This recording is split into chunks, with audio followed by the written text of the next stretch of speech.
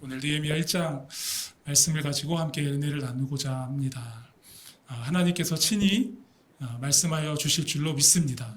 성령님께서 이 말씀을 깨닫게 하시고 또 우리에게 주시는 말씀대로 결단하고 살아가게 하실 줄로 믿습니다. 우리가 가끔 분주한 삶의 한가운데서 문득 이런 생각이 들 때가 있죠. 나는 지금 어디를 향해 가고 있나?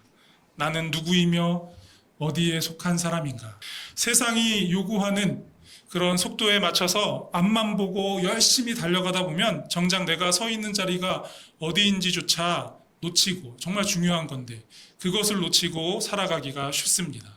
그러나 우리는 이 질문에 분명한 답을 가지고 살아가야 할 필요가 있습니다. 자칫하면 방향을 잃어버린 채 허망한 인생을 살아갈 수 있기 때문이죠. 그런 측면에서 우리가 잊지 말아야 할 것이 있습니다. 비록 우리가 육신을 입고 이 땅에 살고 있지만 우리가 아까 찬양한 것처럼 우리는 하나님의 통치 아래 살아가는 하나님 나라 백성, 주의 백성이다라는 사실입니다. 그래서 우리의 시선은 단지 이 땅에만 머물러 두고 살아갈 수는 없습니다. 절망과 죄악, 죽음의 그림자가 드리워진 이 땅에서 우리는 하나님 나라를 확장해 나가는 그런 거룩한 사명을 부여받은 사람들이기 때문입니다. 그래서 우리는 하나님께서 다스리시는 그 영원한 나라를 지금 내가 살고 있는 그 자리에서 드러내며 살아야 할 그러한 사명이 있는 것이죠. 그리고 이 사명을 이뤄가는 데 있어서 많은 것들이 필요하겠죠. 은사도 필요하고 또 말씀의 능력도 필요하겠지만 그렇게 하기 위해서 우리가 힘써야 할 너무나도 중요한 일이 하나 있습니다. 그것이 바로 오늘 말씀에 느헤미야가 했던 것처럼 바로 기도입니다. 그래서 오늘은 나라를 빼앗기고 포로된 이스라엘 백성들이 어떻게 그 잃어버렸던 모든 것들을 다시 회복하고 또 누리는 그런 은혜를 누리게 되었는지 느헤미야서 말씀을 통해서 함께 나누려고 합니다. 느헤미야서의 배경을 좀 살펴보면 이렇습니다. 북이스라엘은 기원전 722년에 그리고 남유다는 기원전 586년에 각각 아수르와 바벨론의 나라를 빼앗기게 되죠. 많은 백성들이 포로로 잡혀가고 그렇게 수십 년의 세월이 흘러가는 동안 유다 백성은 역사 속에서 그냥 흔적도 없이 사라져가는 것처럼 그렇게 보였습니다. 그러나 하나님께서는 유다 백성들의 조상들과 맺으신 그 약속을 잊지 않으셨고요. 그 약속대로 주전 5세기경에 고대 근동 지역에 새로운 강대국 메대 바사 제국이 일어나게 하셨고요. 그리고 그 등장과 함께 유대 백성들은 오랜 포로 생활에서 벗어나서 이제 고국으로 다시 귀환할 수 있는 그런 기회를 얻게 됐습니다. 하나님께서 역사하신 거죠. 그렇지 않다면 어떻게 그들이 돌아갈 꿈이라도 꿀 수 있겠습니까? 유대 백성들에게 이것은 너무 정말 기적과도 같은 그런 일이었습니다. 그렇다고 해서 포로 귀환 이후의 과정이 다 순조롭게 진행되었던 것은 아니죠. 파괴된 예루살렘 성전과 성벽을 힘겹게 재건하고 정착해 나가는 그런 과정에서 유대 백성들은 견디기 힘든 시련과 고통을 겪을 수밖에 없었습니다. 스룹바벨과 또 에스라와 느헤미야를 중심으로 진행된 그 세 차례의 귀환 과정 가운데서 이미 가나안에 정착하고 있던 이방인들의 거센 저항이 있었습니다. 이렇게 하나님께서 주신 그 회복의 약속은 유대 백성들의 손에 완전히 다 이렇게 완제품처럼 완성품처럼 주어진 것은 아니었고요. 그들의 신앙과 또 수고하는 그런 헌신, 적극성을 요구하는 그런 순례자적인 과정을 통해 이루어지고 있었습니다. 느헤미야는 스룹바벨과 에스라에 이어서 백성들을 이끌고 3차 기환을 했는데요. 예루살렘 성벽 재건이라는 놀라운 회복의 역사를 맺은 그런 인물이기도 합니다. 느헤미야서에는 그의 탁월한 리더십과 놀라운 지혜와 그런 것들이 곳곳에 이렇게 기록이 되어 있습니다. 그러나 우리는 그의 능력이나 그의 지혜에만 집중해서는 안 됩니다. 더 중요한 것은 그러한 리더십과 지혜가 어떻게 그에게 주어졌는지, 어디에서부터 그것이 비롯되었는가 하는 점입니다. 오늘 본문은 그 모든 회복의 역사가 바로 느헤미야의 간절한 기도에서부터 시작되었다라는 것을 분명히 우리에게 보여주고 있습니다. 물론 우리가 단순히 그래 기도하면 모든 것이 다 해결될 거야 그렇게 생각하는 것처럼 기도한다고 해서 놀라운 일들이 저절로 일어나는 것은 아닙니다. 그렇다면 느헤미야의 기도는 도대체 다른 백성들의 기도와 그 무엇이 달랐기에 그토록 크고 놀랍고 실제적인 회복의 역사로 이어질 수 있었던 것일까? 말씀을 통해서 같이 좀 살펴보고 싶습니다. 느헤미야 1장 1절부터 4절까지의 말씀을 우리 한번 아까 읽었지만 다시 한번 같이 집중해서 한번 말씀을 읽어보도록 하겠습니다. 하갈의 아들 느헤미야의 말이라. 아닥사스다 왕 제20년 기슬월에 내가 수산궁에 있는데 내 형제들 가운데 하나인 하나니가 두어 사람과 함께 유다에서 내게 이르렀기로 예루살렘 사람들의 형편을 물은즉 그들이 내게 이르되 사로잡힘을 면하고 남아있는 자들이 그 지방 거기에서 큰 환난을 당하고 능욕을 받으며 예루살렘 성은 허물어지고 성문들은 불탔다 하는지라. 내가 이 말을 듣고 앉아서 울고 수일 동안 슬퍼하며 하늘의 하나님 앞에 금식하며 기도하여. 느헤미야는 바사 제국의 아닥사스다 왕 20년에 왕의 겨울 피서지로 사용되던 그런 수산궁에 머물러 있으면서 왕의 술을 담당하는 관원으로 있었습니다. 고대 근동 문화에서 술관원은 왕의 전적인 신뢰를 받는 매우 중요한 직책이었습니다. 단지 자신은 술만 관할하는 게 아니라 정말 왕과 깊은 이야기를 나누며 정책을 같이 의논하는 그런 중요한 직책이었죠. 그런 자리에 있었기에 그 추운 겨울에도 따뜻한 수산궁에서 바사 왕의 부귀와 영화를 누릴 수 있었습니다. 그가 만약에 자기 개인의 안전과 부를 추구한다고 했다면 그냥 왕의 술관원으로서 그 편안한 삶을 누리면서 거기에 만족하면서 안주할 수 있었을 것입니다. 그러나 느헤미야의 마음은 예루살렘과 그 땅에 남아있는 백성들에게 있었습니다. 그래서 느헤미야는 유대 땅에 다녀온 하나니에게 예루살렘의 형편이 어떠한지에 대해서 묻게 됩니다. 그들은 큰 환난 가운데 있었고 능욕을 당하고 있었고 예루살렘 성은 여전히 허물어진 그 상태로 있었으며 성문은 불에 탄 폐허 상태 그대로 있었다라는 사실을 느헤미야는 듣게 됩니다. 그 소식을 듣는 즉시 느헤미야는 금식하며 기도하기 시작합니다. 기도하는 느헤미야의 모습에서 우리가 가장 먼저 주목해야 할 부분이 있는데요. 그의 기도가 자신의 안녕을 위한 것이 아니라 자신의 평안을 위한 것이 아니라 사로잡힘을 면하고 남아있는 유다 사람들을 위한 기도였다라는 사실입니다. 비록 그의 몸은 수산궁에 있었지만 마음은 예루살렘에 남아있는 자들과 함께하고 있었던 것이죠. 여러분, 기도하는 우리는 우리가 개인의 번영을 추구하는 존재가 아니라 그것을 추구하면서 살아가야 할 존재가 아니라 공동체적인 사명을 나누는 언약적 유기체라는 그런 사실을 인식하고 있어야 합니다. 느헤미야는 예루살렘에 있는 유대 백성들과 자신을 구별해서 생각하지 않았습니다.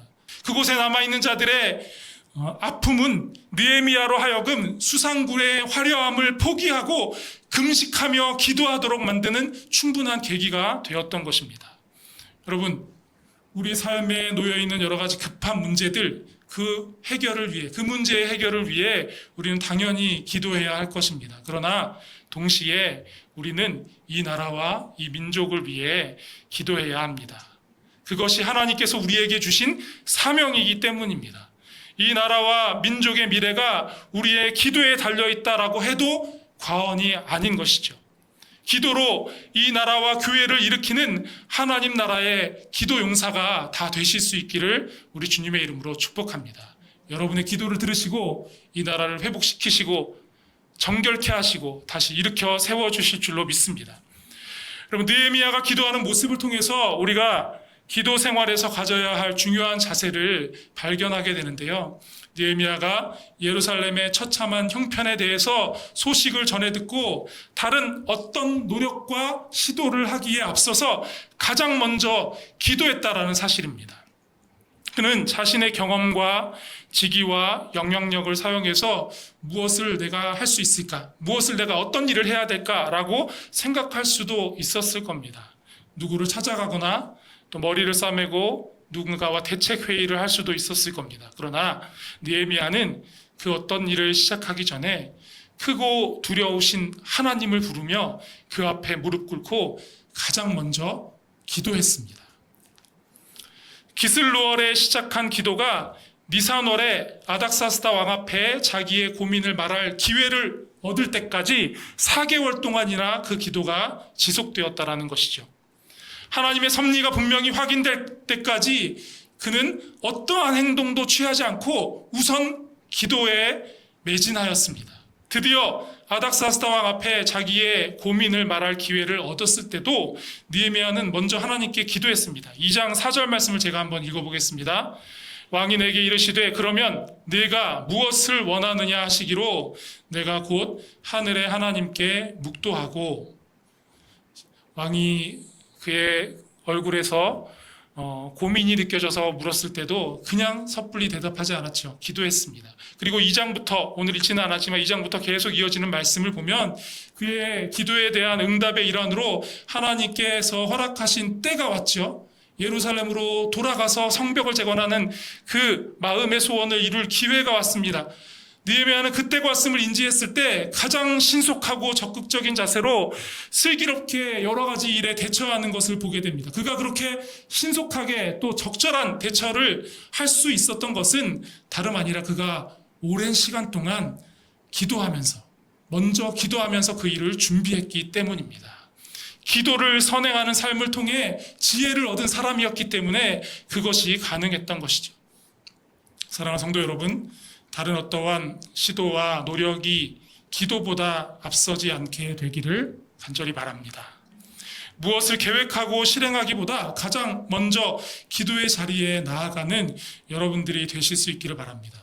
가정에서, 직장에서 어떤 일을 행하든지 기도하고 계획하고 또 기도하고 실행하는 여러분들이 되시기를 바랍니다. 느헤미야가 예루살렘의 형편을 듣고 수일 동안 슬퍼할 정도로 괴로워하고 힘들어했던 이유가 있습니다. 스룹바벨이 이끈 첫 귀환 이후에 거의 100여 년의 세월이 흘렀음에도 예루살렘은 여전히 곳곳이 불탄 잿더미 그대로였기 때문입니다. 그 오랜 세월이 지났으면 많이 회복되었을 것이라 기대했는데 그러지 않았습니다.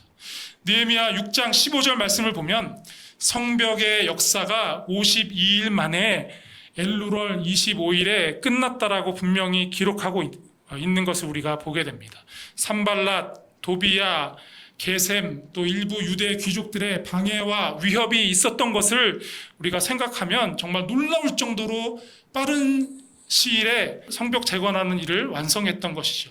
이토록 놀라운 역사가 가능하게 된 것을 여러분 우리가 어떻게 설명할 수 있을까요? 느헤미야가 건축에 재능이 있어서 그런 것이 아닙니다. 이것은 하나님께 간절히 매달려 부르짖은 기도의 능력이라고 볼 수 있습니다. 기도를 들으시고 친히 일하신 하나님의 역사라고 볼 수 있습니다.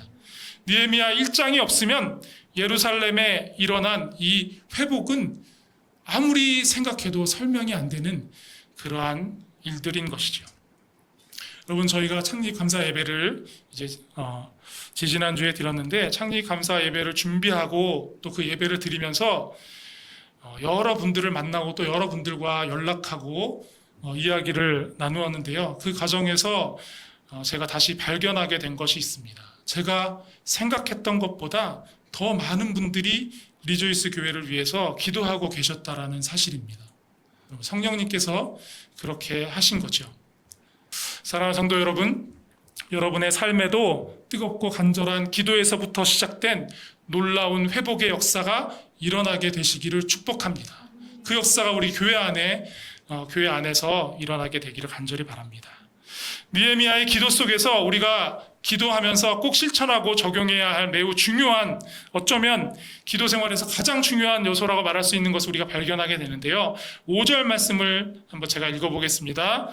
이르되 하늘의 하나님 여호와 크고 두려우신 하나님이여, 주를 사랑하고 주의 계명을 지키는 자에게 언약을 지키시며 긍휼을 베푸시는 주여 간구하나이다. 아멘. 기도를 들으시는 하나님을 언약을 지키시는 분이다라고 부르고 있습니다. 하나님이 언약을 지키시는 분이시기에 그 앞에 나아가 간구할 수 있다라고 말하고 있는 거죠. 이렇게 느헤미야는 그의 조상들에게 주셨던 하나님의 언약의 말씀에 근거해서 기도했습니다. 느헤미야는 예루살렘과 거기 남아있는 사람들의 처참한 상황이 하나님과 이스라엘 백성들 사이에 언약을 그 백성들이 위반하였기 때문이라는 사실을 너무나 정확하게 간파하고 있었습니다. 예루살렘 성이 무너지고 성문들이 여전히 불에 탄 상태로 남아있게 된 그 본질적인 원인은 먼저 귀환한 스룹바벨이나 에스라의 리더십 부족 때문이 아니었습니다. 가나안의 이방인들과 적들의 방해와 핍박 때문도 아니었습니다.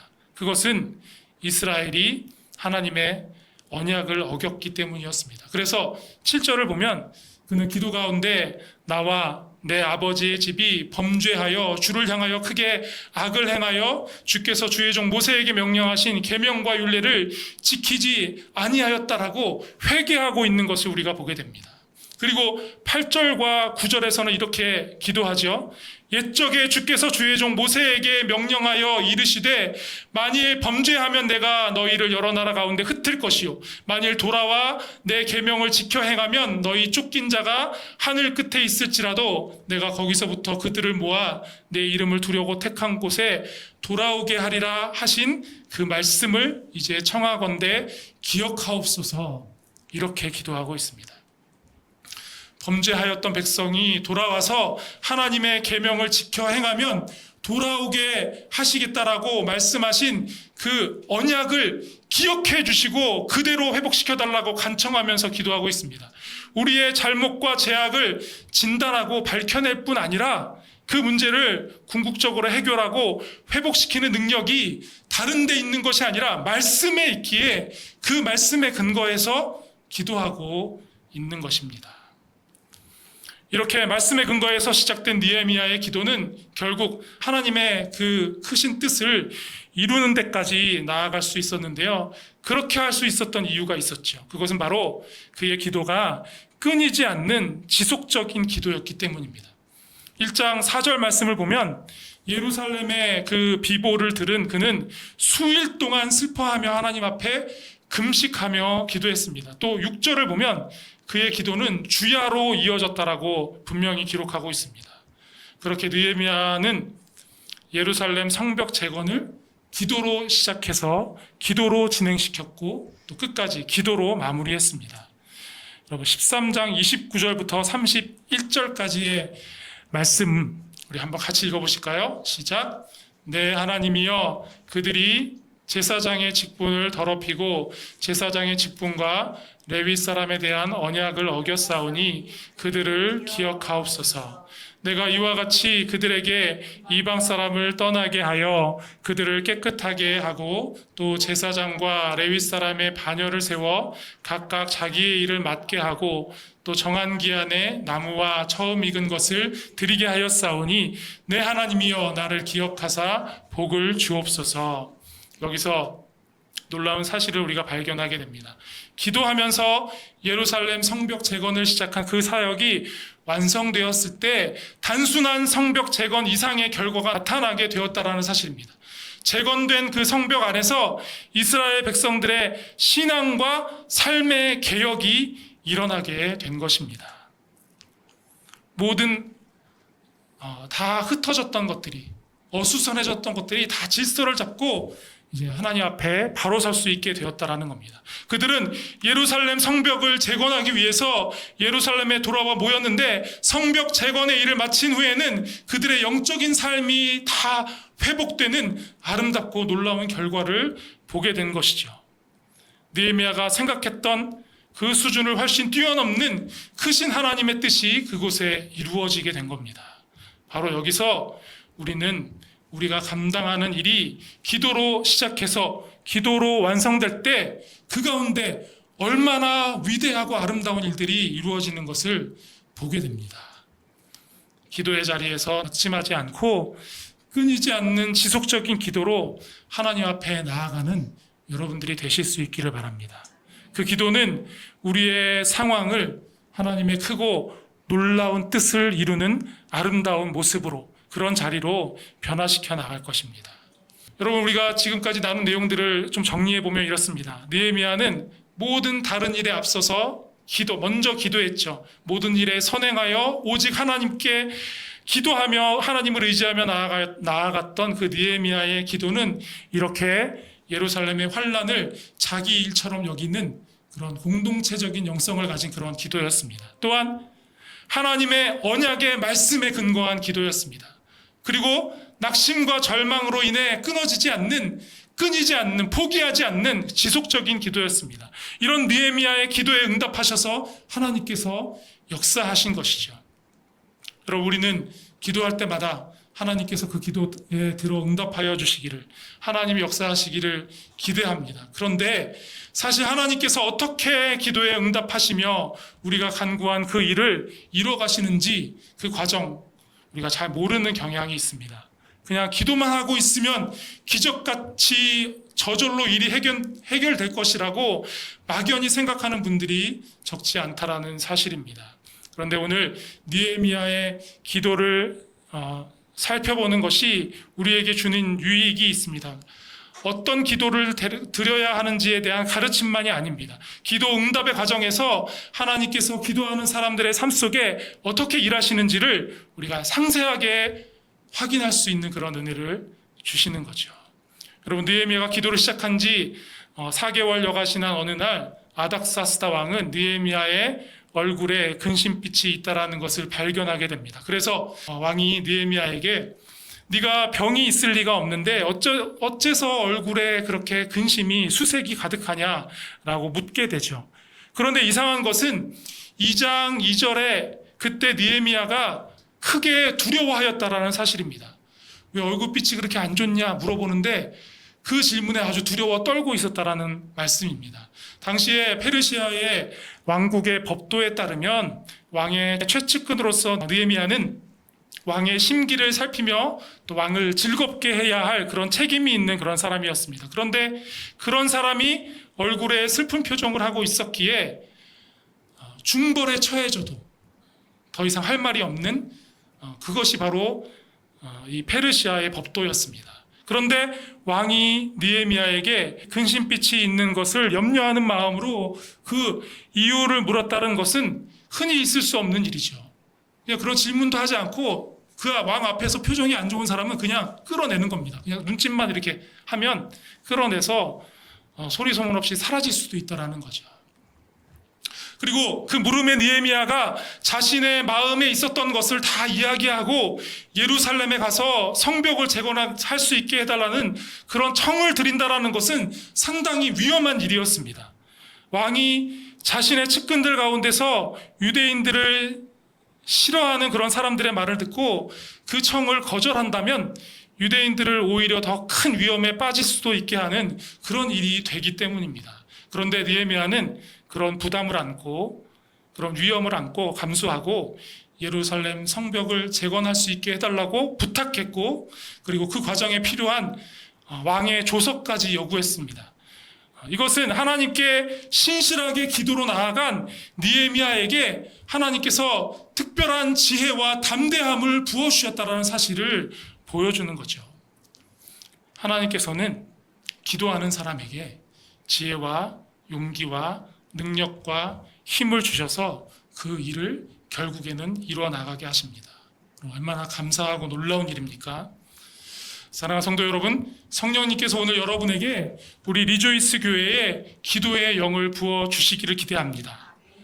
이제 우리가 그 어느 때보다 뜨겁고 간절한 기도를 드리게 하실 줄로 믿습니다. 그리고 그 기도를 통해서 우리의 삶 속에, 우리의 가정에, 우리 교회에, 우리 자녀들에게 놀라운 회복의 은혜, 치유의 은혜를 충만하게 부어 주실 줄로 믿습니다. 그 모든 것이 기도의 자리에서부터 시작된다는 사실을 여러분 기억하시고 즐겨 주님 앞에 나아가 기도하고 그 기도를 들으시고 응답하시는 놀라운 하나님의 은혜를 풍성히 놓치지 않고 다 받아 누리시기를 우리 주님의 이름으로 축복합니다.